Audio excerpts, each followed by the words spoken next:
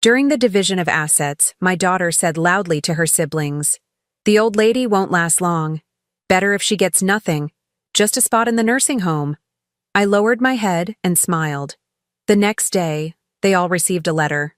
"I'm glad to have you here. Follow my story until the end and comment the city you're watching from, so I can see how far my story has reached." My daughter Claire's words cut through the air like a knife. I lowered my head and smiled, though inside my heart was shattering into 1,000 pieces. 64 years on this earth, and never had I felt so utterly worthless as I did in that moment, sitting at my own dining room table, surrounded by the children I had raised with every ounce of love in my body. The house was quiet, except for the ticking of the grandfather clock in the corner, George's pride and joy. My late husband had been gone for nearly 2 years now, and the time had finally come to sell our family home and divide the assets. I thought it would be a simple discussion. I was wrong. "Claire," my eldest son Michael interjected, though his voice lacked any real conviction. "That's a bit harsh." Claire rolled her eyes, tossing her perfectly highlighted hair over her shoulder. At 39, she looked every bit the successful marketing executive she was: designer clothes, manicured nails, and not a hint of compassion in her eyes. "It's practical," she countered. "Mom can't take care of herself anymore. Look at her. She's frail, forgetful. The money from the house would be wasted on her at this point." I wasn't frail. I wasn't forgetful. I had arthritis in my knees that made stairs difficult and occasionally misplaced my reading glasses. Somehow, in Claire's mind, this had translated to complete incompetence. "What do you think, Mom?" asked David, my youngest, in a rare moment of directly addressing me. At 35, he still couldn't look me in the eye when money was being discussed. I cleared my throat, my hands clasped tightly together to hide their trembling. "I thought perhaps we could split the proceeds. I would take a smaller portion for a modest apartment, and the rest could be divided among you three," Claire scoffed. "And then what happens when that money runs out? When you need care? It all falls on us anyway. What about the 30 years I'd spent caring for them? The college tuitions I'd helped pay after George lost his job? The down payment for Claire's first condo? The bail money for David's DUI? The loan to Michael for his failed restaurant venture that he never repaid? Your mother raised you," I said quietly, referring to myself in the third person as if I were already gone. "She took care of you when you were sick, helped you with homework, attended every game and recital." "Oh God, here we go with the guilt trip," Claire interrupted, checking her watch. "Look, I have a meeting in an hour. Can we just decide what we're doing with the house? I vote we sell it, split the money between us three, and find Mom a nice facility that takes Medicare." Michael and David exchanged uncomfortable glances but didn't protest. Their silence was all the agreement Claire needed. "Good.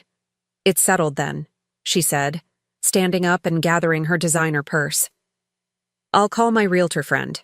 She can list the house by the end of the week.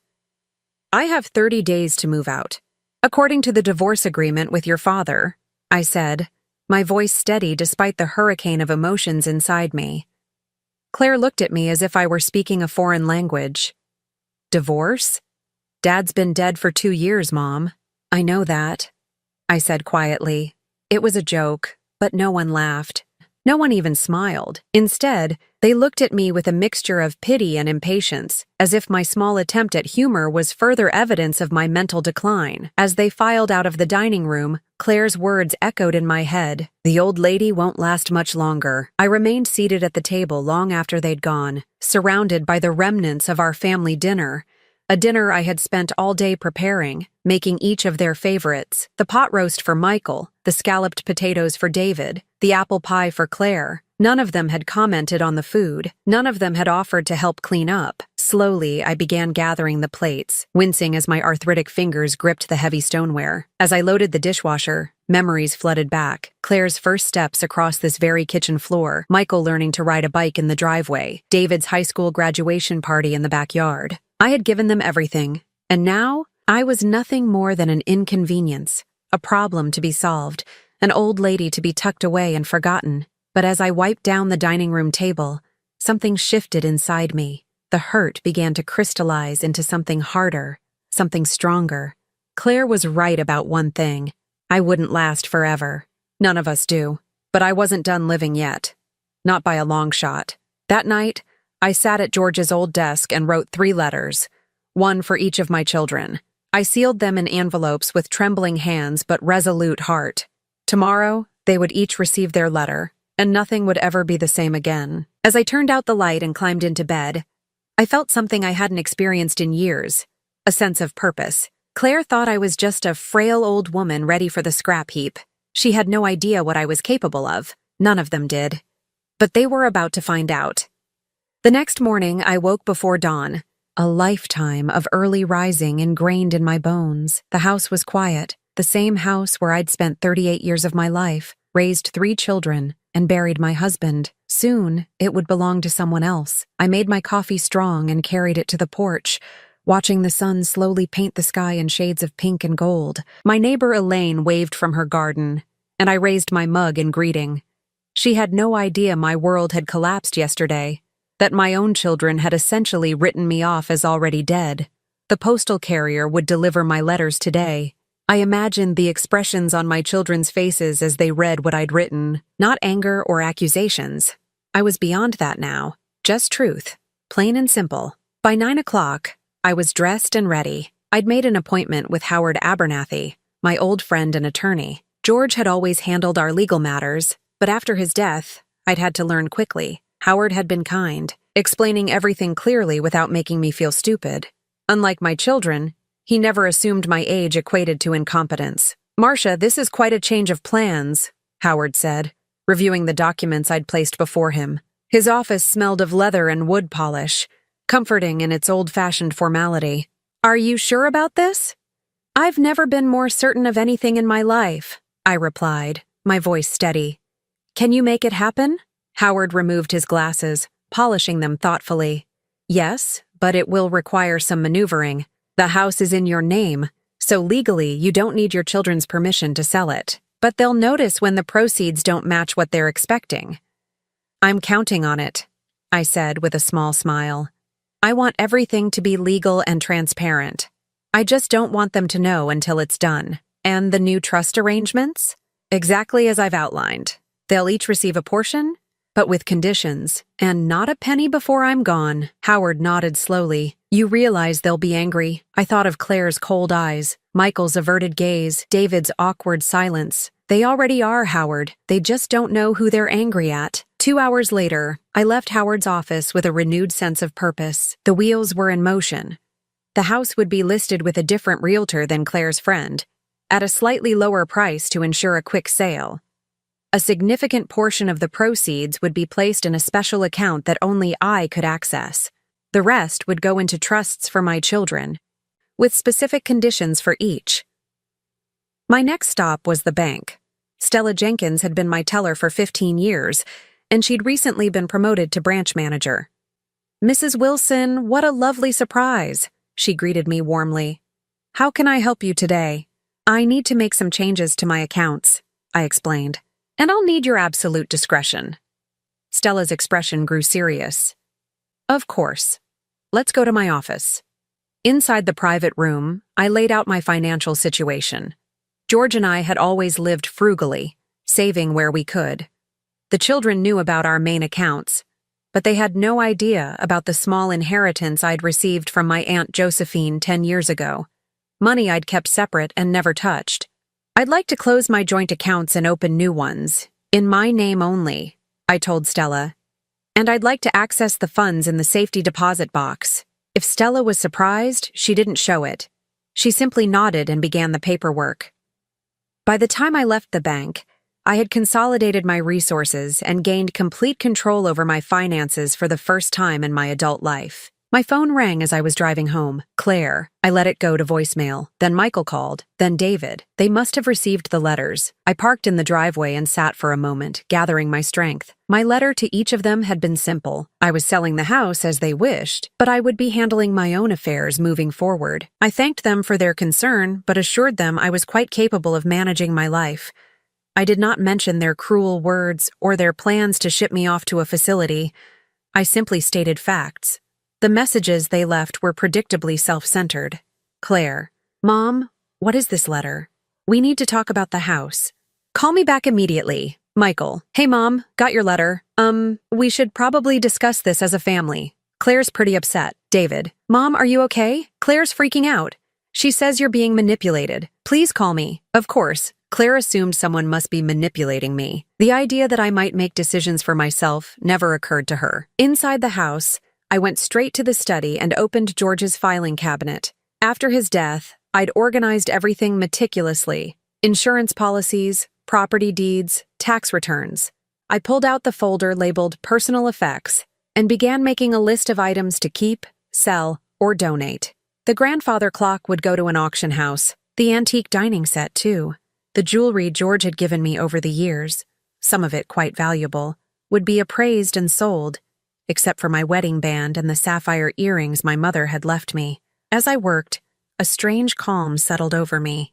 For decades, I had defined myself as George's wife, as Claire, Michael, and David's mother. My needs, my dreams, my identity had all been subsumed by these roles. Now, at 64, I was finally becoming just Marcia again. My phone kept ringing throughout the day. I ignored it. Tomorrow would be soon enough to face their questions and demands. Tonight was for me, for my plans, my future. The old lady won't last much longer, Claire had said. She was right, in a way. The old Marcia, the doormat, the people-pleaser, the self-sacrificing mother, she wouldn't last much longer. In her place, a new woman was emerging, one who understood her worth and wasn't afraid to claim it. By nightfall, I had filled 3 boxes with items to keep and labeled everything else for sale or donation. I ordered Chinese takeout, something I rarely did, and ate it straight from the carton while watching a travel show about coastal Portugal. That looks nice, I said aloud to the empty room. Watching the sun set over the Atlantic in vibrant oranges and purples. Very nice indeed. My phone buzzed again. Claire. For the 12th time. This time I picked up. What do you mean you've already listed the house? Claire's voice rose to a pitch I hadn't heard since she was a teenager denied permission to attend a concert. With some discount realtor? Mom, are you trying to throw away money? I held the phone slightly away from my ear, sipping my morning tea calmly. Good morning to you too, Claire. The realtor is highly recommended and his commission is reasonable. But Jenny was going to list it. She specializes in luxury properties. Jenny, Claire's college roommate, whose commission would have been 2% higher than standard. I'd done my research. I've made my decision, I said firmly. The listing went live yesterday. There was a moment of stunned silence before Claire recovered. Why didn't you discuss this with us first? I didn't realize I needed permission to sell my own house. That's not... Claire sputtered. We're just trying to help you, Mom. You don't understand the real estate market. I thought of the investment property George and I had purchased in the 1980s, which had quadrupled in value by the time we sold it to pay for the children's college education. But Claire had been too young to remember that. The house will sell quickly at this price, I said.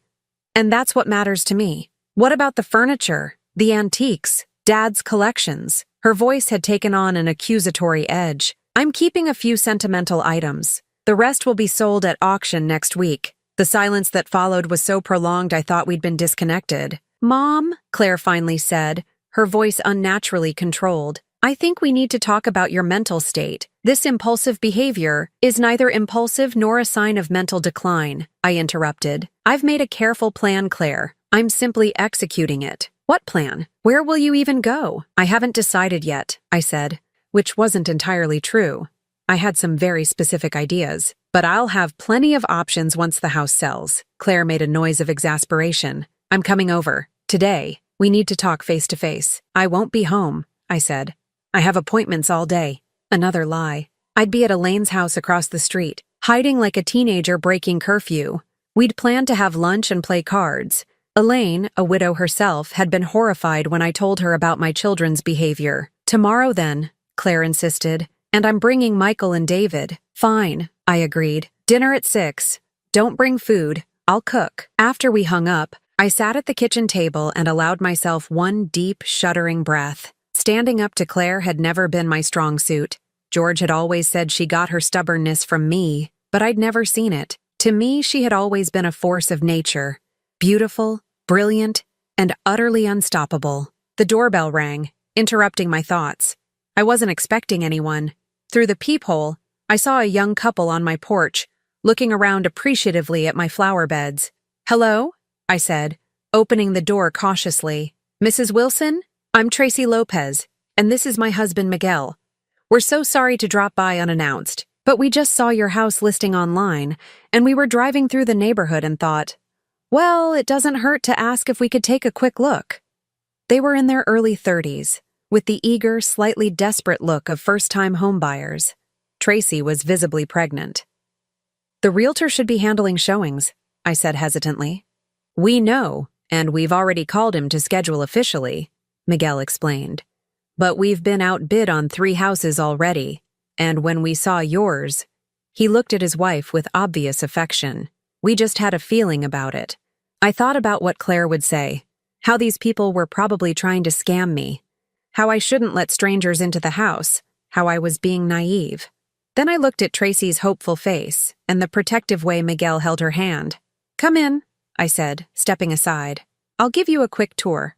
As I showed them around the house where I'd spent nearly 4 decades of my life, I found myself sharing little stories. How the scratch on the kitchen doorframe marked Claire's height at 10, how the stain on the living room ceiling resulted from Michael's science experiment gone wrong, how the crooked bathroom tile was from when David tried to help George with renovations. "It's a wonderful home," Tracy said softly as we finished in the backyard.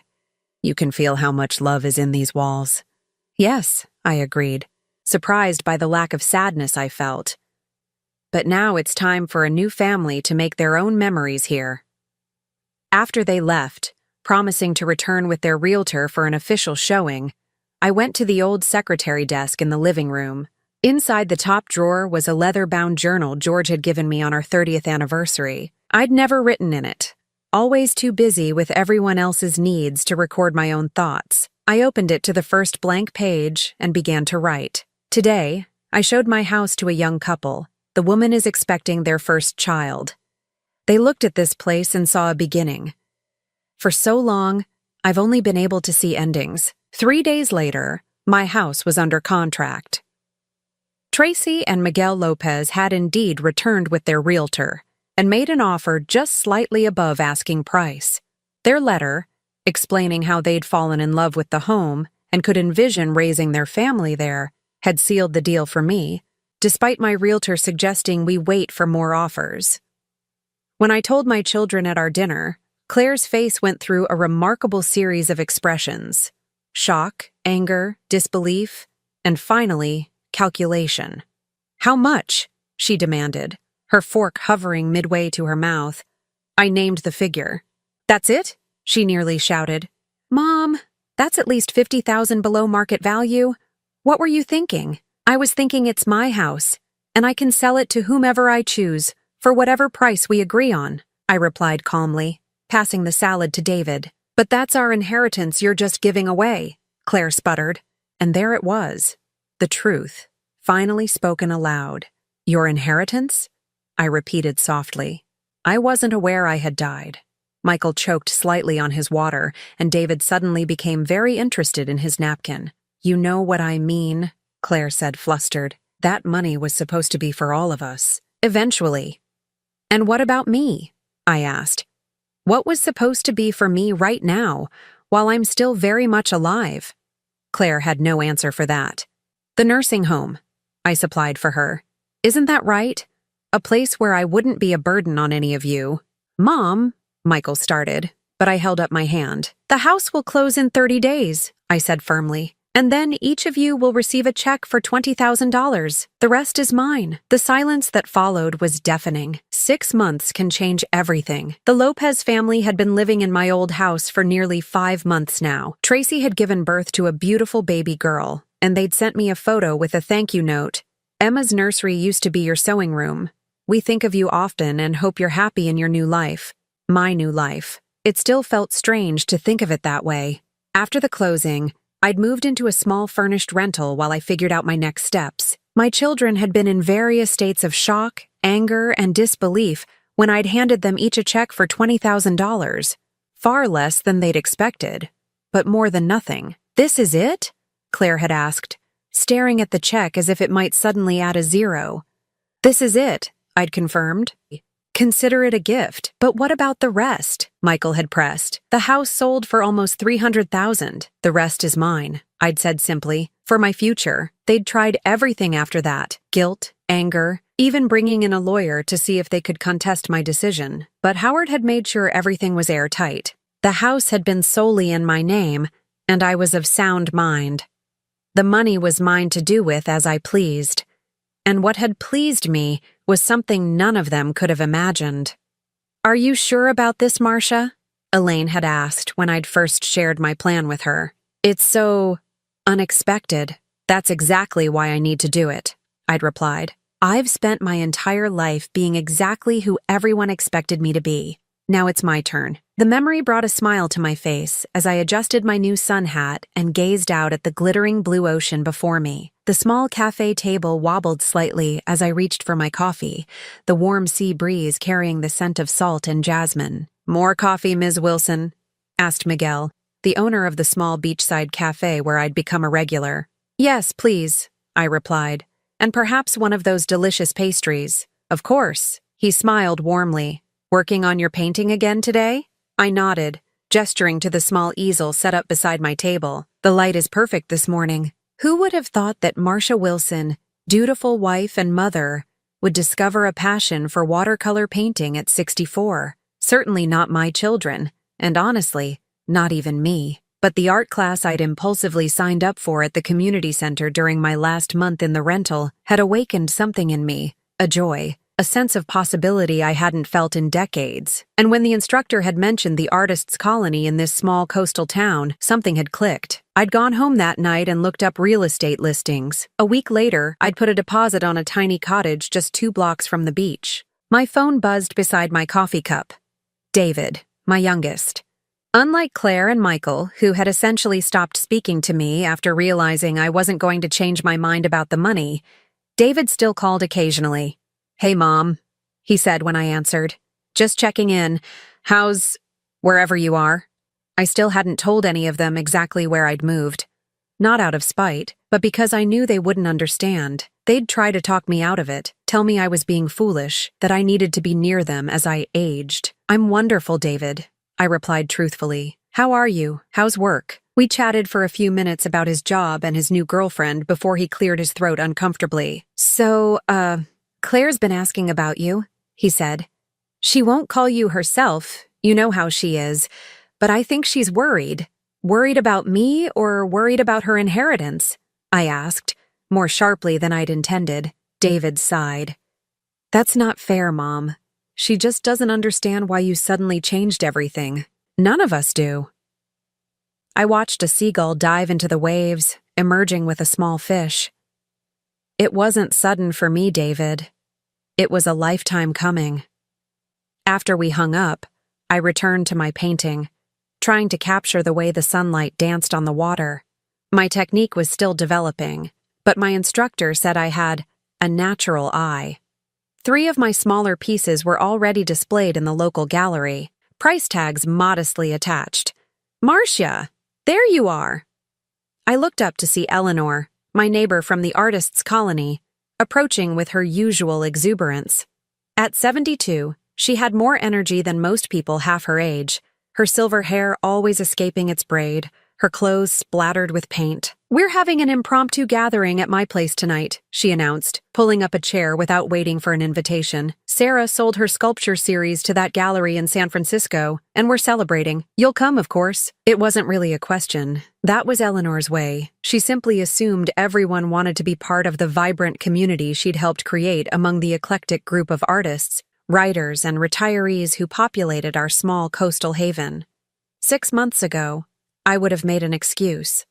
I would have worried about imposing, about not fitting in, about a dozen different imagined scenarios where I somehow embarrassed myself. The old Marcia had been so careful, so concerned with doing the right thing, with meeting others' expectations.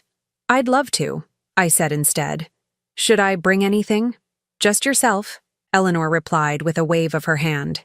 "And maybe that blackberry cobbler you made last week. It was divine." As Eleanor chatted about the evening's plans, I felt a surge of gratitude so powerful it almost brought tears to my eyes. In just 6 months, I had more genuine friendships here than I'd developed in decades in my old life. People who saw me, really saw me, not as George's wife or as Claire, Michael and David's mother, but as Marcia. Marcia who painted seascapes. Marcia who made excellent blackberry cobbler. Marcia who was finally living for herself. My phone buzzed with a text message. Howard, my attorney. Papers are ready for your review. The trust is set up exactly as you requested. Call when convenient. Another piece falling into place. The sale of the house had given me enough to buy my small cottage outright and live comfortably, if modestly. But I'd also had that inheritance from Aunt Josephine, which had grown significantly over the years through careful investment. And there was the life insurance policy from George, which the children knew nothing about. I'd asked Howard to set up trusts for each of my children, trusts they wouldn't know about until after my death. The money would be distributed with specific conditions, not out of spite or a desire to control them from beyond the grave, but from a place of love and hope that they might learn what had taken me 64 years to understand, that life is meant to be lived authentically, on one's own terms. Earth to Marcia, Eleanor said, waving her hand in front of my face. You drifted off there for a moment. Just thinking about how much has changed, I replied with a smile. 6 months ago, I was a different person. Eleanor studied me with knowing eyes. No, dear, you were always this person. You just finally gave yourself permission to live as her. That evening, as I walked the short path to Eleanor's cottage, blackberry cobbler in hand and the ocean breeze in my hair, I thought about Claire's cruel words that had set everything in motion. The old lady won't last much longer. She'd been right, in a way. The old Marcia, the one who'd lived her life for everyone but herself, was gone. In her place stood a woman who was just beginning to discover who she really was, and she planned to last for quite some time. I was in the middle of teaching my first beginner's watercolor class at the community center when I saw them. Through the large windows overlooking the parking lot, I watched as Claire stepped out of her luxury SUV, sunglasses shielding her eyes from the coastal sun. Michael was right behind her, looking uncomfortable in a button-down shirt that seemed too formal for our laid-back beach town. Only David was missing. My heart stuttered in my chest, but I kept my voice steady as I guided my students through a simple ocean sunset technique. Remember to let the colors blend naturally at the horizon line, I said, moving between easels. Don't overthink it. Marcia, there are some people asking for you at the front desk, whispered Judy, the center's coordinator, slipping into the room. They say they're your children. I nodded, unsurprised. The class ends in 15 minutes. They can wait. Judy raised her eyebrows but didn't question me. In the 10 months I'd lived here, I'd never mentioned having children. Then again, there was a lot my new friends didn't know about my previous life. For the remaining 15 minutes, I focused entirely on my students, helping an elderly gentleman correct his brush technique and praising a young mother's surprisingly skilled rendering of waves. All the while, I could feel the weight of the impending confrontation pressing on my shoulders. When class ended, I cleaned my brushes methodically, taking my time. I wasn't avoiding them, exactly. I was just preparing. Mom, Claire's voice cut through the empty classroom. She stood in the doorway, arms crossed, looking so much like her teenage self that it almost made me smile. Almost. Claire, I acknowledged, drying my hands on a paper towel. Michael, this is a surprise. Is it? Claire's voice was sharp. You disappeared, changed your phone number, moved without telling anyone where you were going. What did you expect? I expected to be allowed to live my life, I replied calmly. And I didn't disappear. David has my new number. I speak to him every few weeks. Michael shifted uncomfortably. David wouldn't tell us where you were, said you made him promise. Then how did you find me? Claire's mouth tightened. We hired someone. You hired a private investigator to track down your own mother? I couldn't keep the disbelief from my voice. We were worried about you, Claire exclaimed, her voice rising. You suddenly sell the house, move away without telling anyone where you're going, start giving away money. Giving away money? I interrupted. What are you talking about? Michael stepped forward. The checks, Mom. $20,000 each. It wasn't like you. I stared at them. truly stunned. That wasn't giving away money. That was giving you each a fair portion of the house sale. Less than you expected, perhaps, but hardly charity. That's not, Claire began, then stopped herself. Look, we didn't come here to argue about money. Then why did you come? Claire? I asked quietly. Why track me down after nearly a year of silence? The question hung in the air between us. Through the window, I could see my students dispersing. Some heading toward the beach with their finished paintings, others to the small cafe across the street. My new life, carrying on just outside, while my old one confronted me within these walls. Because you're our mother, Michael finally said, his voice softer than Claire's. And we miss you. Something in his tone made me look at him more closely. Michael, my middle child, had always been the peacemaker, caught between Claire's forceful personality and David's quiet rebellion. Now there was a vulnerability in his eyes I hadn't seen before. Do you? I asked, not unkindly. Miss me? Or miss what I provided? Claire made an impatient sound. This is exactly why we've been worried. You've changed. Mom, you're not yourself. No, Claire, I said firmly. For the first time in decades, I am myself. That's what you don't understand. I gestured around the classroom, to the students' paintings drying on the racks, to my own work displayed on the walls, seascapes and local landmarks that had earned me a small but growing reputation in our artist community. This is me, the real me. Not just George's wife or your mother, but Marcia, a woman with her own passions, her own dreams. But why did you have to move so far away? Michael asked. Without even telling us? I sighed, gathering my thoughts. Because I needed space to discover who I am without all of you defining me. And after what happened during that family meeting about the house, I wasn't sure you'd respect my choices.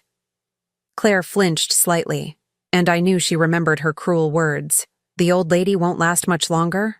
I said some things I shouldn't have, she admitted reluctantly, but that doesn't justify disappearing.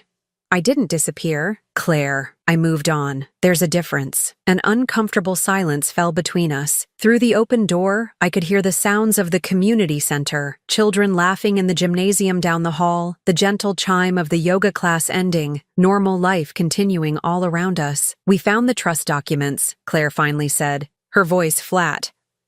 In Howard's office. My breath caught. Howard would never have shown them those documents willingly. You had no right. We were executing a power of attorney, Michael explained quickly. David forged your signature. We were trying to protect your assets. The betrayal stung, but not as much as it once might have. My assets don't need protecting, especially not from me. Why would you set up trusts that we can only access after you die? Claire demanded. With all these conditions. The conditions. Each child's trust had specific requirements. For Claire, she would receive her portion only after completing a year of volunteer work with the elderly. For Michael, his money was tied to finishing the degree he'd abandoned. For David, the youngest and most directionless, his trust required him to remain employed at the same job for at least 2 years. Stability, I hoped, would help him find purpose. Because money without meaning is just money, I said simply. I wanted to give you something more valuable. So, this is all some kind of lesson? Claire's voice dripped with disdain. You're punishing us from beyond the grave? No, Claire. I'm loving you the best way I know how. Michael looked thoughtful, but Claire shook her head in frustration. This isn't love. Mom, this is control. Is that what you think? I asked, genuine sadness washing over me. That boundaries are control? That wanting the best for you, wanting you to grow, to find purpose beyond material wealth, is somehow a punishment? What I think, Claire said, her voice tight with emotion, is that you abandoned your family on some selfish journey of self-discovery, left us wondering if you were even alive, and now we find out you've been hiding money, setting up secret trusts with ridiculous stipulations, playing puppet master with our lives. Claire, Michael started, but she cut him off. No, Michael, I'm done. If Mom wants to live in her little fantasy world painting seagulls by the beach, let her. I have a real life to get back to. She turned on her heel and walked out, leaving Michael and me in stunned silence. I should go after her, he said after a moment, but he didn't move. She'll cool down, I said, though I wasn't entirely sure. Claire had always been the most like her father, stubborn, Principled and slow to forgive perceived slights. Michael sighed, running a hand through his hair. The trusts, they're actually kind of brilliant, especially mine. I looked at him in surprise. I've been thinking about going back to school, he admitted. For a while now, just couldn't justify the expense. A small smile tugged at my lips. The money will be there when you're ready. No pressure. He nodded, then glanced toward the door Claire had stormed through. I should really go. She drove. Of course. He hesitated, then stepped forward and gave me an awkward hug. You look good, Mom. Happy. I am, I said softly. I really am. After he left, I stood alone in the classroom, surrounded by the colorful evidence of my new life. The confrontation had been painful, yes, but also clarifying. Claire might never understand my choices. Michael might be beginning to. And David, well, David had kept my secret all this time, even from his siblings. My family was changing, reforming into something new, just like me. My 65th birthday dawned clear and bright, sunlight streaming through the lace curtains of my bedroom window. I stretched lazily, savoring the moment. Birthdays had never been particularly special in my married life, usually just a quiet dinner with George, perhaps a small gift. The children would call if they remembered. Today felt different. Today felt like a celebration, not of growing older, but of growing into myself. I padded barefoot to the kitchen and made coffee, carrying my mug out to the small porch that faced the ocean. My cottage was nothing like the spacious suburban home I'd shared with George, but every inch of it was mine, filled with things that brought me joy. Books I actually had time to read, art supplies, colorful cushions, and quirky finds from local shops. The porch had become my favorite spot, a place to watch the ever-changing sea and sky. I'd set up a small table where I often painted or wrote in my journal. Today, a wrapped package sat on it, tied with a blue ribbon. Puzzled, I set down my coffee and examined the gift. The tag simply read, "For Marcia, on her day of liberation, E. Eleanor, of course. My free-spirited neighbor had a flair for the dramatic. I untied the ribbon and carefully removed the wrapping paper to reveal a leather-bound book. Opening it, I found blank pages, save for a handwritten note on the first page. For your next chapter, may it be even more beautiful than the last. Happy birthday. Beneath it were signatures, dozens of them, my neighbors, my painting students, the barista at the cafe who always remembered my order, the gallery owner who'd first displayed my work, all the people who had become my community in the past year. Tears pricked at my eyes, but they were the good kind, the kind that came from being seen and valued. My phone chimed with a text message. David, happy birthday, Mom. Sorry I can't be there today, but your gift is on its way. Love you. Then another chime. Michael, happy birthday. Wanted you to know I registered for classes, starting this fall. Nothing from Claire, but I hadn't expected anything. Our confrontation 3 months ago had left a wound that would take time to heal, if it ever did. I was just finishing my coffee when I heard a car pull up. Through the seagrass that lined my walkway, I could see a taxi stopping at my gate. For a moment, I thought perhaps it was Eleanor, arriving early for the small gathering she'd insisted on hosting for me later. But then the back door opened, and David stepped out, grinning widely. Surprise, he called, lugging a duffel bag over his shoulder. I rushed down the steps to meet him, joy bubbling up inside me. David, you said you couldn't come. He wrapped me in a hug, lifting me slightly off my feet. At 35, he was the tallest of my children, with George's build and my unruly curls. And miss my mom's big day? No way. Inside, as I made him breakfast, some things never change. Mothers always feed their children no matter how old they are. David filled me in on his life. He'd been at the same job for 8 months now, a record for him, working as a coordinator for a nonprofit that helped veterans transition to civilian life. It's good work, he said, attacking his pancakes with enthusiasm.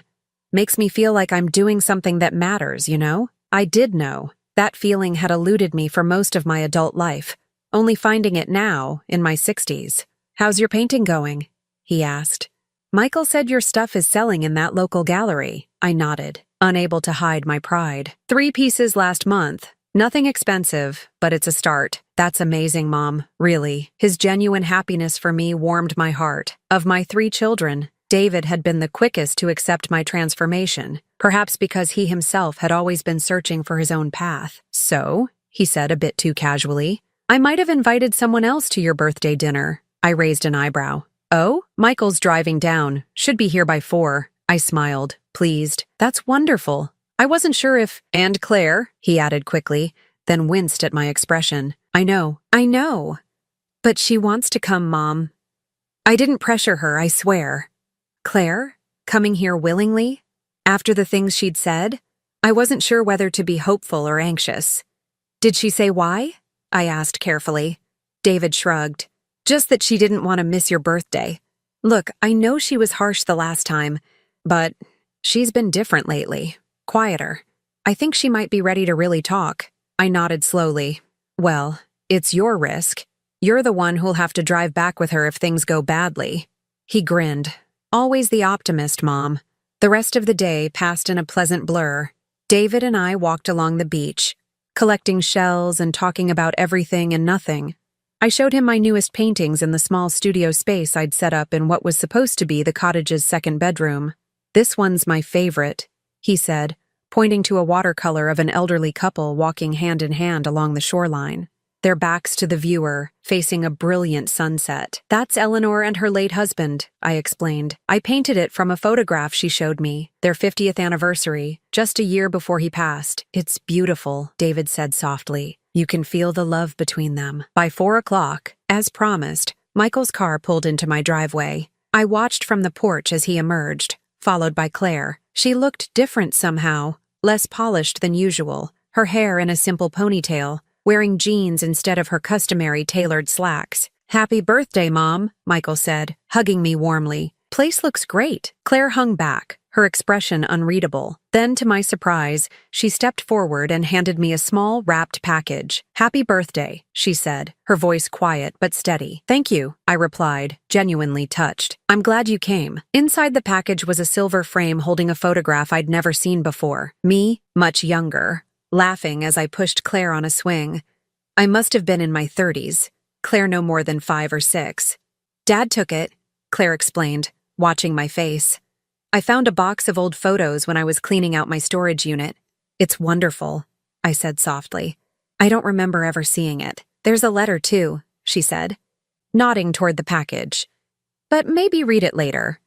I nodded, setting the frame carefully on my side table. We have a little time before we need to head to Eleanor's for dinner. Would you like some tea? Or maybe a walk on the beach? To my surprise, it was Claire who answered. A walk would be nice. The brothers exchanged glances but made no move to join us. This conversation, they seemed to understand, needed to happen between Claire and me alone. We walked in silence for a while, the wet sand firm beneath our feet, the sound of waves a soothing backdrop. Finally, Claire spoke. I've been seeing a therapist, she said abruptly. Since we found you here. I glanced at her, surprised. Claire had always dismissed therapy as paying someone to tell you what you want to hear. She's helped me understand some things, Claire continued, eyes fixed on the horizon, about why I was so angry when you left, why I said those terrible things about you not lasting much longer, about the nursing home. I waited, letting her find her words. I was afraid, she admitted, her voice barely audible over the surf. Afraid of losing you, afraid of you not needing me anymore. It was easier to push you away first than to be abandoned. Oh, Claire, I said gently, I never abandoned you. I just finally started living for myself, too. She nodded, wiping at her eyes.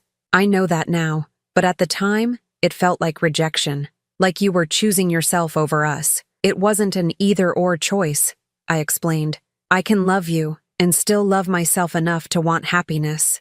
We walked a bit further, both processing. The trust, Claire said eventually. The one you set up for me, with the condition about working with the elderly. I tensed slightly. Yes? I started volunteering at a retirement community near my apartment, just 2 days a week, reading to residents, helping with activities. I stopped walking, turning to face her. Really? She nodded, a small smile playing at her lips. Really? And the weird thing is, I like it. These people have amazing stories. They're not just old people waiting to die. They're vibrant and funny and wise. Yes, I said simply. We are. Claire's smile widened at my deliberate use of we, acknowledging my own age. I'm starting to understand why you did what you did, Mom. All of it. The house, the move, the trusts. You wanted us to see what you've discovered. That it's never too late to find purpose, to live authentically. That's exactly it, I said, my heart swelling with hope. That's all I've ever wanted for all three of you. As we turned to walk back toward the cottage, the setting sun painted the sky in brilliant oranges and pinks, almost identical to the watercolor sunset I'd taught my students to paint just months earlier. I'm sorry, Claire said quietly, for what I said that day, about you not lasting.